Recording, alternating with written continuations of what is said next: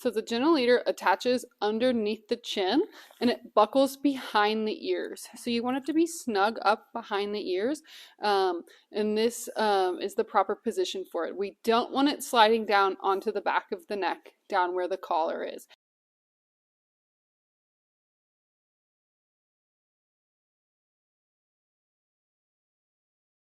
Same thing. There's never going to be any tension on the leash with the gentle leader. So this means that my leash length on my physical leash may have to be shorter than it was in the last clip or demonstration when it was just on the flat collar, but I don't want to carry any tension.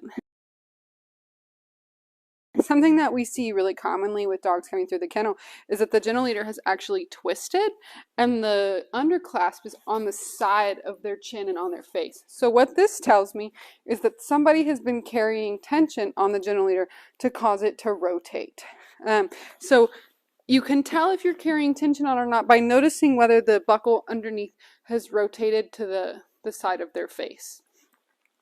So as we walk, same thing. I can clearly notice there's a J-loop kind of shape between the gentle leader and the leash attachment. And if he puts any tension on the leash, I just come to a stop. And if there was tension, Goose is a very good boy, so there's not. But if there was any tension, same thing. He would just back up to release it.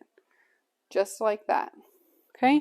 So same thing. There should never be any tension on the gentle leader or the leash. See how loose and relaxed that clasp is, right? I'm not holding the dog. I'm simply attached to him. I want you guys to think of it like that. So he can turn his face, that's permitted, but he can't move out of my way that way. Same thing with the treat delivery. Yes, 1,000, 1,000, into my treat pouch, over to him to eat it straight. Right, let's go. So we walk. There's relaxation in the leash. There's no tension. There's no stress anywhere. He moves with me. He's still in line with me. We come to a stop. Look at all that. Look at all that relaxation right there. Right? So same principle applies as walking the dog on the flat collar. Never tension anywhere. Never pulling the gentle leader to the side, and never holding the dog back. We're simply attached to each other, and the attachment point is now underneath his chin via the gentle leader rather than on the flat collar. So I'm walking the dog with the gentle leader, and you can visibly see how much relaxation there is in the leash.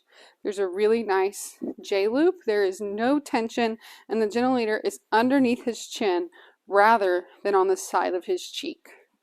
If I come to a stop, he stops. If he was too far in front of me, this is for demonstration only, he would have applied the tension himself because the leash would be short. So I want it to be short enough to where he can't take his head to the ground, but long enough to where if he looks straight ahead or looks around like that, that I'm not pulling on him. So he's looking straight, there's still relaxation. If he were to pull on something, the tension that he applies, he backs up to release it.